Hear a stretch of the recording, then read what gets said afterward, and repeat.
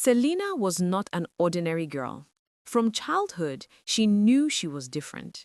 She was born into a covenant she did not fully understand, tied to the marine world through her mother's bloodline. Beauty was her weapon. Her eyes carried a strange power. Her smile could melt even the hardest of men, and her presence drew attention wherever she went. But Selina was not free. One night, she found herself in a dreamlike place, standing before a throne made of water. On that throne sat the Marine Queen, tall, dark, and fearsome, with eyes that could pierce through a soul. Around her, the ocean roared as if it was alive. "Selina," the Queen's voice boomed, "your time has come. You have enjoyed the gifts we gave you, but nothing is free. You must prove your loyalty to us." Selina trembled. "What do you want from me?" The Queen leaned forward, smiling with wicked delight. "You will seduce 100 men. 100 souls must be delivered to me. You have 12 months. If you succeed, you will be free to live as a normal human, enjoying wealth, beauty, and long life. But if you fail," she raised her hand and the waves roared louder, "if you fail, your soul will belong to me forever." Selina's heart beat fast. She wanted freedom more than anything. The thought of serving under this terrifying queen for eternity made her shiver. "I accept," she whispered. The queen stretched her hand and a strange book floated towards Selina. It was a black book with golden edges glowing faintly. "Each soul you capture will be written here. Kiss a man, sleep with him, or make him fall helplessly into your charm. Once he surrenders to you, his soul is mine. Remember, Selina, 100 souls in 12 months. No more, no less." The ocean floor shook, and before Selina could speak again, she woke up in her bed, sweating. But beside her was the same black book, glowing faintly on the table. From that day, she knew it was no dream. It was real. The contract had started. Selina packed her things and moved into the city. Lagos was her hunting ground, a place filled with men, rich men, poor men, young, old, married, single.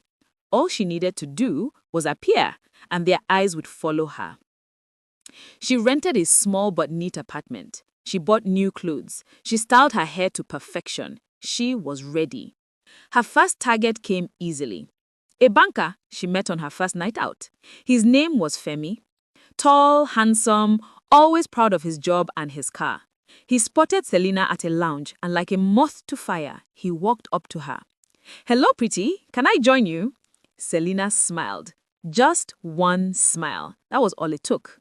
Within hours, Femi was under her spell.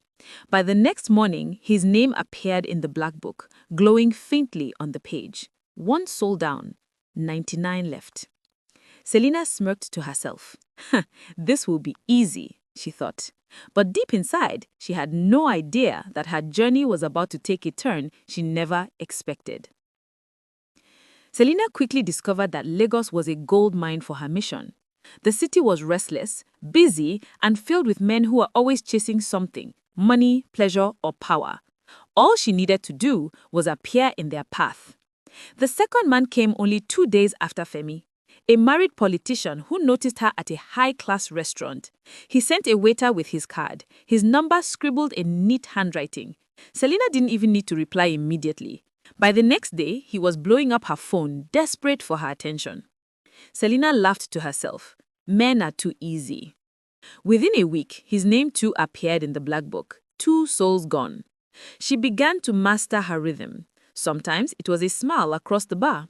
Sometimes it was bumping into someone accidentally. Other times it was simply sitting alone and letting them come to her. One man was a church deacon, another a club owner. One was a university lecturer who thought he was too wise to be fooled. Selina watched each of them fall like dry leaves in harmattan. By the end of the first month, she had gathered 12 souls, each name written in neat glowing letters in the black book. She always checked at night, smiling at the growing list. But not everything was smooth. One evening, she dreamed again. This time, the Marine Queen appeared at the foot of her bed, her eyes sharp like knives. 12 souls in 1 month. You call that progress? She hissed. At this pace, you will fail. Selina quickly knelt down, trembling. Great Queen, forgive me. I will move faster. You better, the Queen warned. Do not play games with me. Remember, time waits for no one, and when the 12 months end, there will be no excuse. When the Queen disappeared, Selina sat up, shivering. She realized this mission was not just about seducing men. It was about beating time. From then on, she became more aggressive. She would sometimes target 2 men in one night. A young tech boy who just cashed out from crypto, a businessman who claimed he had seen it all, a soldier who thought he was too strong to be controlled. One after the other, they fell. Their names burned into the black book. 45 days into her mission, she had already captured 28 souls. Selina started to feel untouchable. She had money, gifts, and endless attention from men. Her wardrobe was filled with expensive clothes, perfumes, and jewelry, all bought for her by her victims. At night, she would sit in her apartment, flipping through the black book like it was a diary, smiling at the glowing names. 72 more to go. Freedom is near. But deep in her heart, something small and strange began to stir.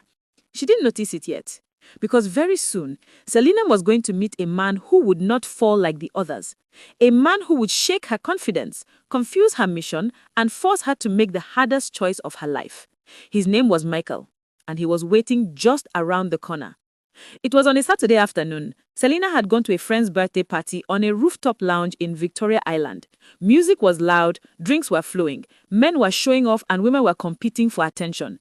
A perfect hunting ground. Selina wore a short red dress that hugged her figure and a smile that could stop traffic. She already noticed 2 potential targets, a real estate agent and a popular musician's manager. But then, her eyes caught something unexpected. A man sitting quietly at a corner table, not even looking at the women dancing or the flashy cars parked outside. He was drinking a simple bottle of malt, not alcohol. He wasn't dressed in designer clothes, just a plain shirt and jeans, yet something about him stood out.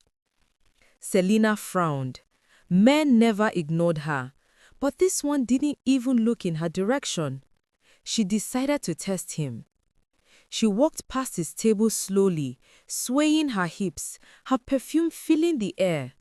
Normally, men would turn immediately, but this one kept sipping his malt, focused on his phone. Selina paused, irritated. Who does this one think he is? She turned back and stood by his table. Hi, she said, smiling. He looked up calm and smiled back politely. Hello. That was it. Just hello. No attempt to flirt, no desperation, no eagerness. Selina blinked. Are you here alone? She asked. Yes, he replied simply. Just waiting for a friend. She sat down without asking. I'm Selina. Michael, he said, nodding. The way he said it, no excitement, no shaky voice, just calm and steady, unsettled her. Usually by now, her targets would be stammering, complimenting her beauty, or begging for her number. But Michael acted as if she was just another person in the room. Don't you stay around here? She pressed, trying to draw him in. Yes, not far, he answered. Then he asked her a question that caught her off guard. Do you always introduce yourself to strangers this fast? Selina forced a laugh. Well, I just like to make friends.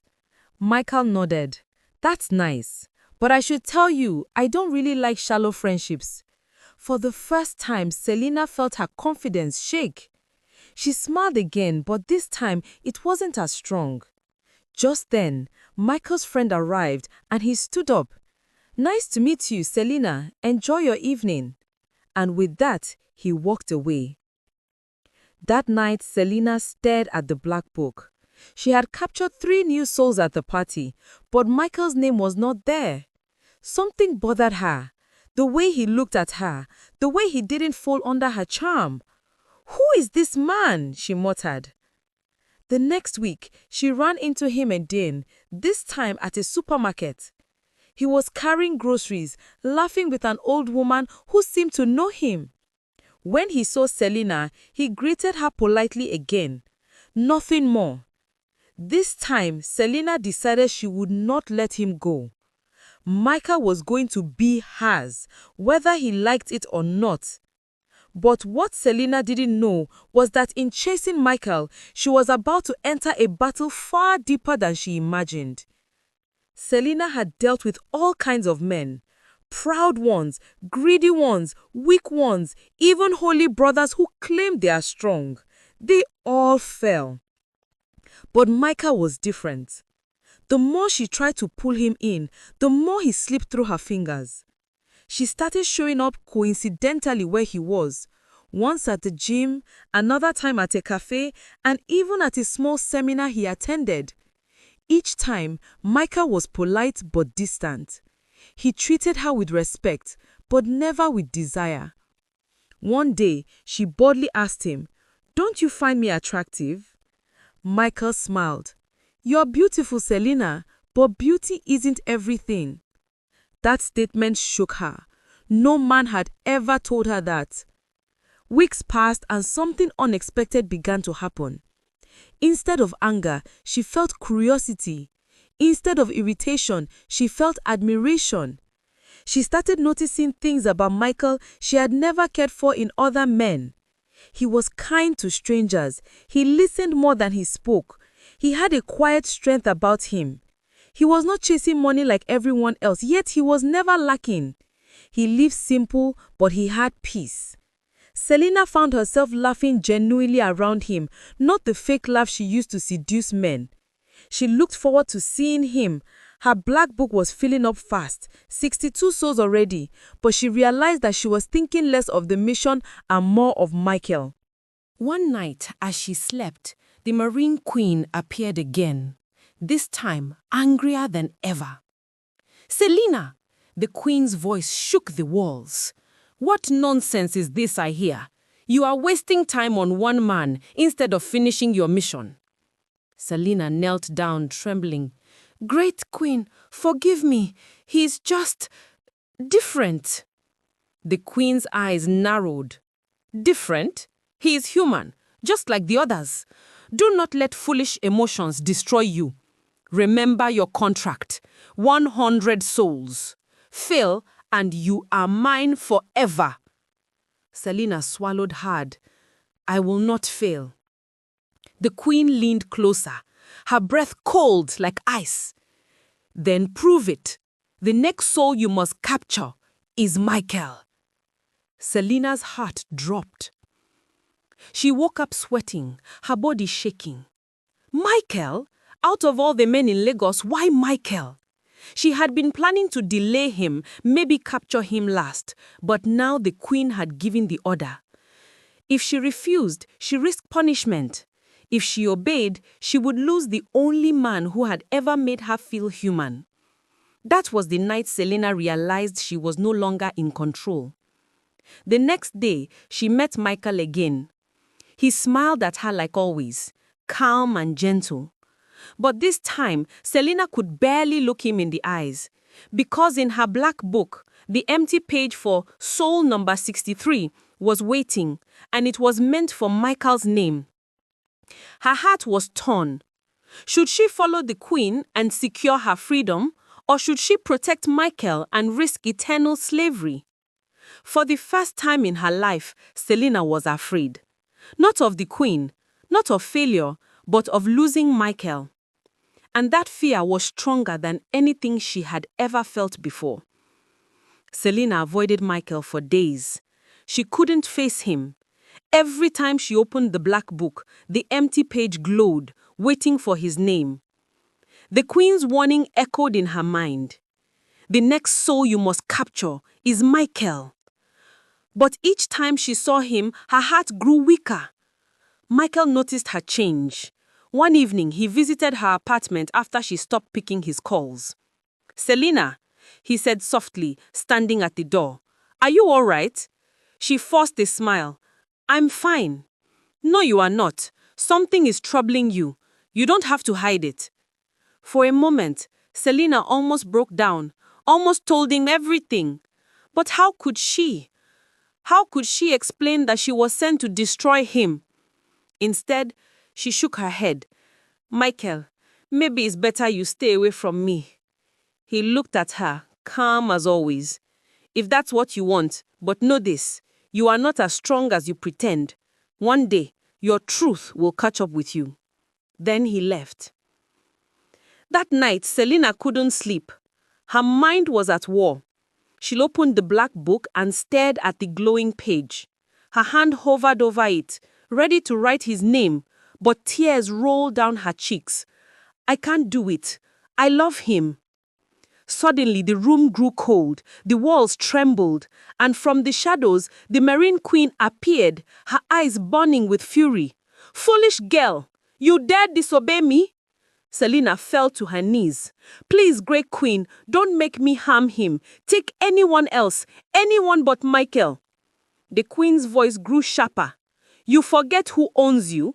You are nothing without me. I gave you beauty, power, everything you have, and now you repay me with betrayal?" Lightning cracked across the room. The black book flew into the Queen's hand. She opened it and hissed, "99 souls. One more, Selina. One more and you would have been free. And you choose now to rebel." Michael, unaware of what was happening, suddenly knocked on the door. "Selina, are you okay? I heard a strange noise." The Queen's eyes lit up with wicked joy. "Perfect. He is here already. Let me take him myself." She stretched her hand toward the door. "No!" Selina screamed, throwing herself in front. You will not touch him." The Queen's power slammed Selina against the wall. Pain shot through her body. "You are mine, Selina, forever," the Queen growled. But Selina struggled to her feet, blood on her lips. "Maybe I am yours, but Michael will never be." With the last strength in her, she grabbed the black book from the Queen's hand and tore out the empty page meant for Michael's name. The book shrieked, glowing violently. The Queen screamed in rage. "You dare?" The room shook. The lights went out. Selina felt her body burning, her soul being pulled away. She cried out once and then collapsed. When the chaos ended, the Queen was gone.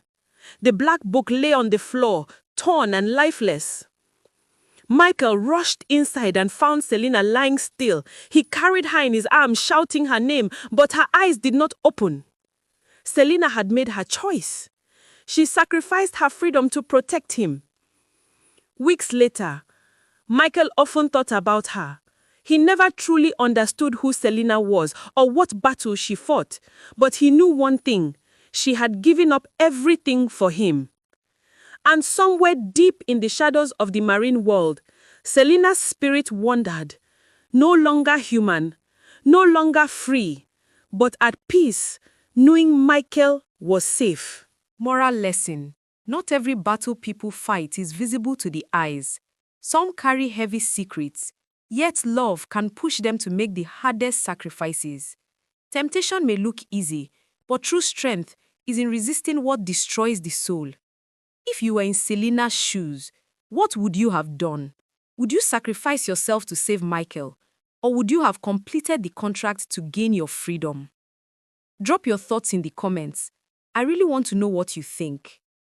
If you enjoyed this story, don't forget to like this video, share it with your friends, and subscribe for more thrilling stories like this. And don't forget to turn on the notification bell so you won't miss the next one.